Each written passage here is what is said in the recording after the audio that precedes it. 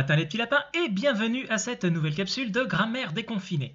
Hier j'avais commencé enfin à parler de la phrase subordonnée en expliquant donc toutes les notions de base sur lesquelles je vais d'ailleurs revenir un petit peu aujourd'hui lors de mes explications. Et je vous disais qu'il y a différentes formes de phrases subordonnées et que j'allais les expliquer les unes après les autres dans une série de capsules.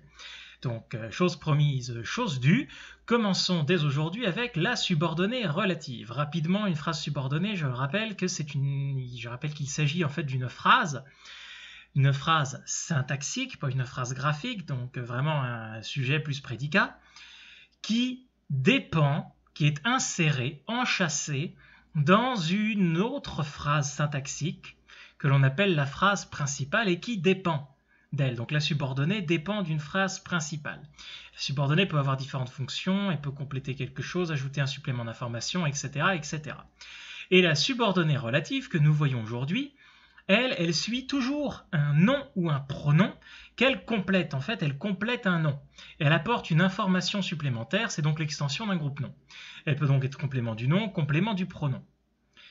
Comme la plupart des subordonnées, elle est introduite par un subordonnant. Et le subordonnant d'une subordonnée, et là je vous ramène à ma capsule sur les pronoms, car il y avait une catégorie des pronoms qui portait justement là-dessus, elle est introduite par un pronom relatif qui est le subordonnant. Le pronom relatif rappelle ou revient sur le nom antécédent. Je vous mets ici la liste des pronoms relatifs qui servent à subordonner.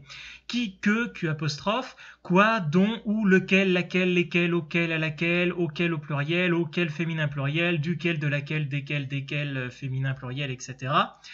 Il n'y en a pas vraiment d'autres que tous ceux qui sont ici. Donc une subordonnée relative, elle peut être effacée de la phrase, mais pas déplacée. C'est-à-dire que, comme elle complète un groupe nom, elle apporte une information supplémentaire. À partir de ce moment-là, elle n'est pas essentielle à la phrase. Mais par contre, par le fait même qu'il s'agit d'une phrase syntaxique avec sujet et prédicat, il devient extrêmement difficile de la déplacer sans que la phrase perde de sens. Donc vous voyez, elle peut être en fait complément de phrase, elle peut donc compléter un nom qui est dans le prédicat et qui c'est donc soit un complément d'objet direct, indirect, enfin, voilà, elle sert de complément en fait au prédicat, soit elle peut compléter en fait, elle peut être complément du nom du sujet principal du sujet de la phrase principale. Vous allez voir, on va mettre les exemples, tout va devenir clair. Ce garçon que tu as vu tantôt est mon ami d'enfance. Que tu as vu tantôt, on reconnaît le pronom subordonnant relatif que. Là, on a la subordonnée relative. Ce garçon que tu as vu tantôt. Ça complète le nom garçon, qui est donc dans le sujet de la phrase principale. La phrase principale, ce garçon est mon ami d'enfance. Vous remarquerez que on peut en fait enlever la subordonnée. Ce garçon est mon ami d'enfance, la phrase a encore du sens, mais par contre, que tu as vu tantôt, si on décide de le mettre, il ne peut se mettre que là. On ne peut pas dire ce garçon est mon ami d'enfance que tu as vu tantôt. Non, ça perd du sens. Donc ce garçon que tu as vu tantôt est mon ami d'enfance. Que tu as vu tantôt complète le nom garçon qui fait partie donc le sujet de la phrase principale.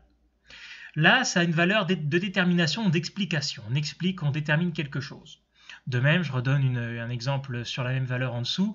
Cette lame est en acier, qui est un alliage résistant fait de fer et de carbone. Alors là, par contre, nous avons un complément de phrase. Cette lame est en acier, nous avons la phrase principale, sujet, cette lame, prédicat, est en acier. Et le complément de phrase qui est une subordonnée, qui est un alliage résistant fait de fer et de carbone, avec le pronom relatif subordonnant qui rappelle le nom acier. Et là, on ajoute une explication au nom acier. Là, c'est un complément de phrase. Pareil, là, contrairement à d'autres compléments de phrase qui ne sont pas des subordonnées, on ne peut pas le déplacer. On ne peut pas mettre qui est un alliage résistant, cette lame est en acier. Ça n'a pas de sens. On peut l'enlever par contre. Cette lame est en acier. On n'ajoute juste pas l'explication par rapport au mot acier. J'attends les vacances qui commencent la semaine prochaine avec impatience.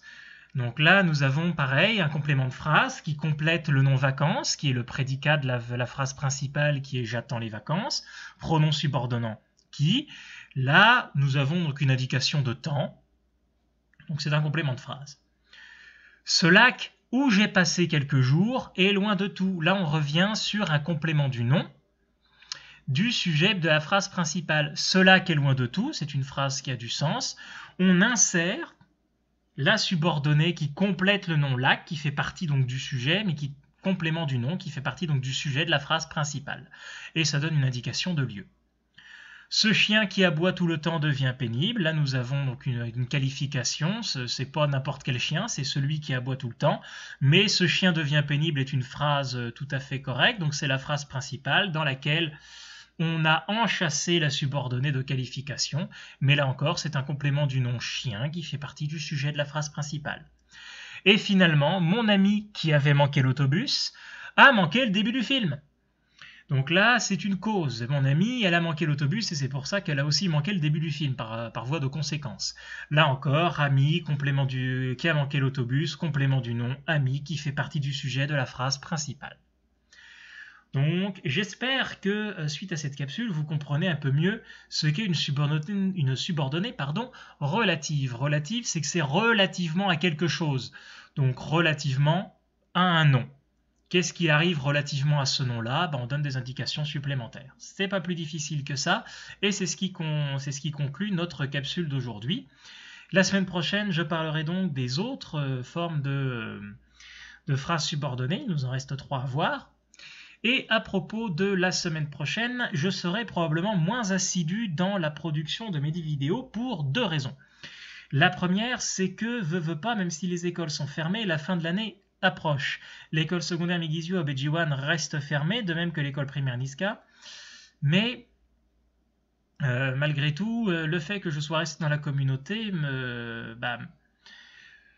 ça me permet en fait de continuer à travailler un peu à l'école et surtout d'agir un peu sur place.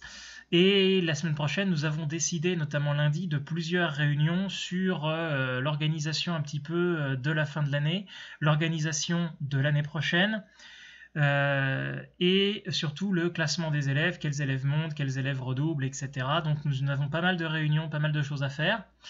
Et surtout, nous sommes aussi dans les 2 semaines culturelles, dites des semaines de l'Outard, parce que c'est le retour des Outardes, semaine culturelle des Premières Nations autochtones. Et donc voilà, il n'est pas impossible, je commence à en jaser avec d'ailleurs quelques amis, que j'aille moi-même faire un tour avec des amis en territoire pour profiter un petit peu de cette semaine qui est très enrichissante donc sur le plan culturel et amical, d'autant que la communauté commence elle-même à se déconfiner tranquillement.